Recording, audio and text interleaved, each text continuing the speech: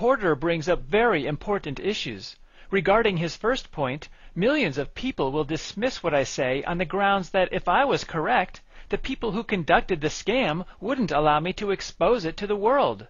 Since nobody cares what I say, I must be spewing nonsense.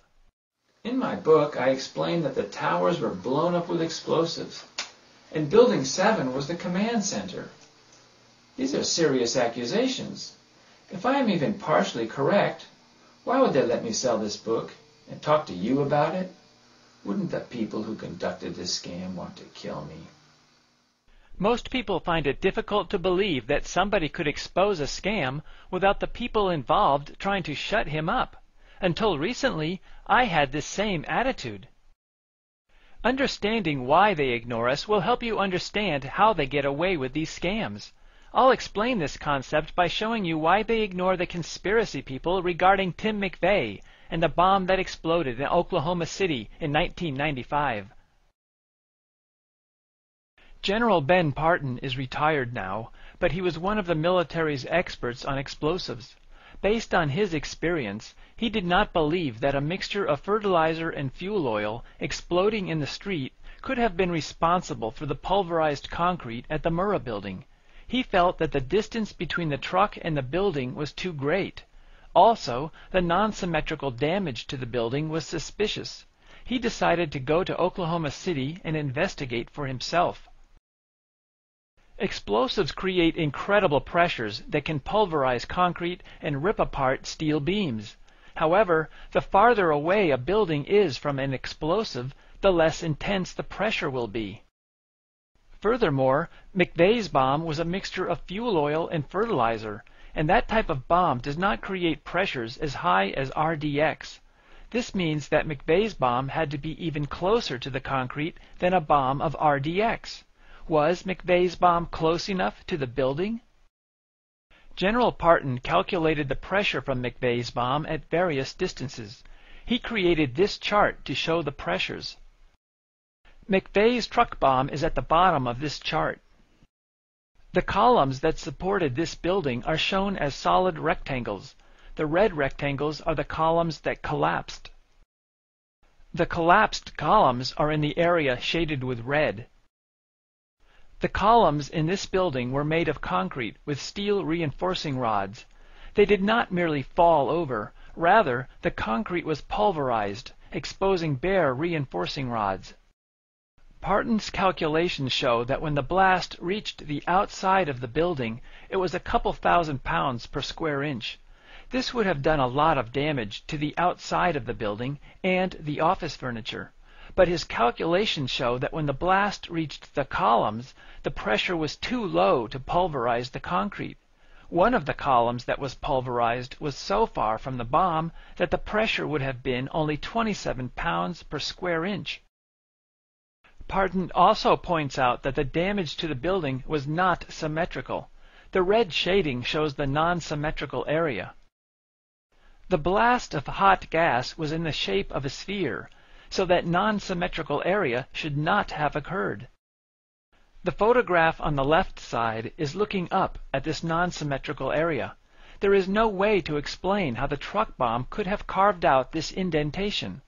The only sensible explanation is that explosives had been placed on the column that supported this section of the building, and when those explosives were detonated, the column was shattered and this section collapsed. Parton's conclusion is that demolition explosives were placed in the building, and McVeigh's truck bomb was merely to fool people into believing that McVeigh was responsible. Unless somebody can show that General Parton's calculations are wrong, the Oklahoma City bombing was a scam. Unfortunately, many people dismiss Parton on the grounds that if he was correct, the government wouldn't allow him to expose the scam. Now consider that unless somebody can show that Masson, I, and others are wrong, the September 11th attack was a sequel to the Oklahoma City bombing. The attacks were identical. For example, in Oklahoma, Tim McVeigh was the foolish patsy, a truck bomb grabbed the attention of the public, and demolition explosives that had been placed in the building before the attack were detonated while people were inside.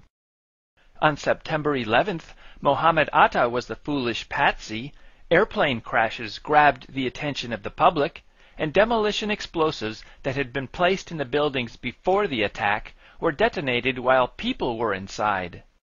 Furthermore, some of the same people and companies were used for the investigation and cleanup of both attacks, such as Gene Corley and Controlled Demolitions Incorporated.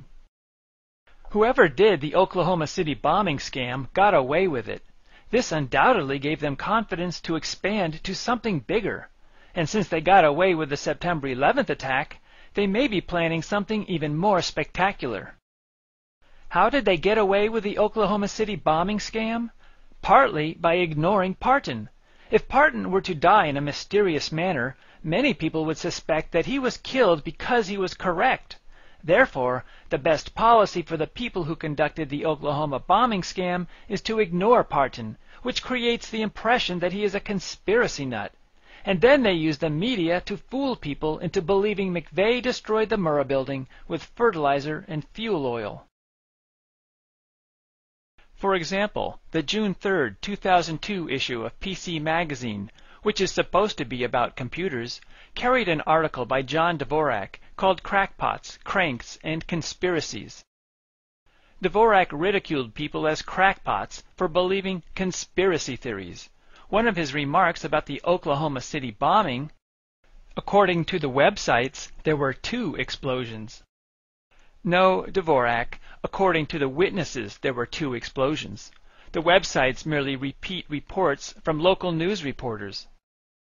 After I published my book, I was told of a video made by Alex Jones called 911, The Road to Tyranny. This video has lots of local news reports about the Oklahoma City bombing.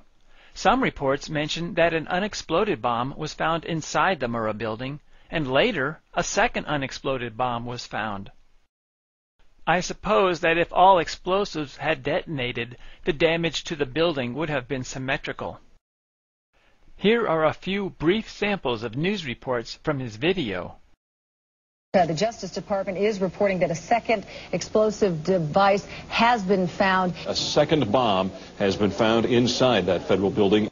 There are also reports that Tim McVeigh was not alone in that truck. That they reveal more than one bomber. Other reports explain that it was not McVeigh who set off the truck bomb. That it may have been John Doe number 2, not Timothy McVeigh. Security cameras on nearby buildings prove that McVeigh drove the truck and then walked away, while someone else in the truck did the work. The FBI even admits the security video exists. The FBI also confirmed those tapes exist. As you might expect, the FBI will not let us see those security videos. Could it be the same reason the military refuses to let us see the security video at the Pentagon?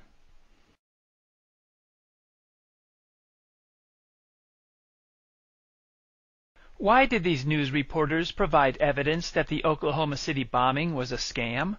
Are they crackpots? Conspiracy nuts? No, the bombing was simply a sloppy scam.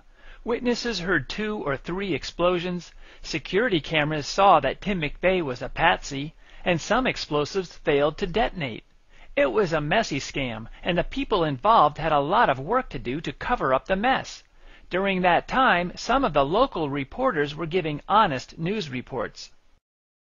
However, the national news reporters provided us with the official government lies. The professionals who make millions of dollars per year never let the truth slip out. Pat Shannon provides more evidence that the bombing was a scam. His video has lots of interviews, such as witnesses of the bombing and General Parton. This brings me to the reason I brought up the Oklahoma City bombing. Since 1995, lots of people have been providing evidence that the Oklahoma City bombing is a scam. However, David Porter and millions of other people dismiss these conspiracy theories on the grounds that nobody would be allowed to expose a scam. The truth can be put in front of people's faces, but most people will dismiss it as a conspiracy theory if only a minority of people believe it. People, and most animals, follow each other rather than wander through life alone. This is most obvious with our hair and clothing styles. If we had good leadership,